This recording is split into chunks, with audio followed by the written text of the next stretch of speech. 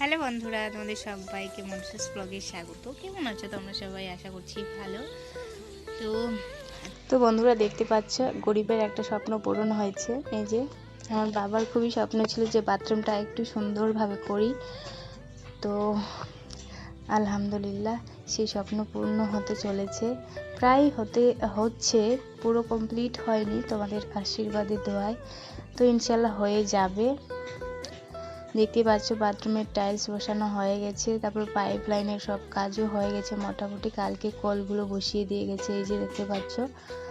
আর একটা সময় এমন ছিল জানো, আমাদের বাথরুম ছিল না। শুনতে খারাপ লাগলেও এটা বাস্তব যে আমার বাথরুম ছিল না আমাদের। এখন দেখো, মানে সময় কখন কি করবে বলাও মুশকিল। মানে রাজাকে কখন ভিখিরি বানাবে আর ভিখিরিকে কখন রাজা বানাবে, এটা বলা খুব কঠিন। সময় খুবই, মানে কি বলবো,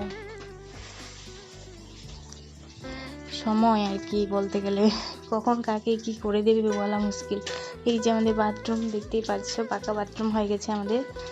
তো এইভাবেই তোমরা আমাদেরকে দোয়া করো, আমাদের জন্য আশীর্বাদ করো, যেন আরও এগোতে পারি আমরা আর কি, এটাই বলবো, সামনে এগোতে পারি। কারণ পিছনের দিনগুলো খুব কষ্টকর ছিল আমাদের, ভীষণই কষ্টকর। যারা জানো না অবশ্যই আমি একটা ভিডিওতে বলবো নিশ্চয়ই সময় করে একদিন।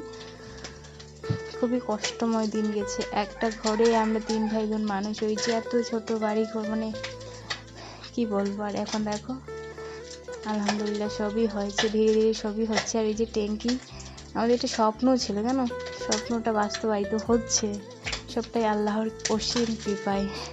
তো এইভাবেই বলবো যে তোমরা নিরাশ হও না। তো আজকে খারাপ সময় আসছে, দেখবে ভালো সময়ও আসবে। তো এটাই বলবো, দোয়া করো আমাদের জন্য। টাটা সবাইকে।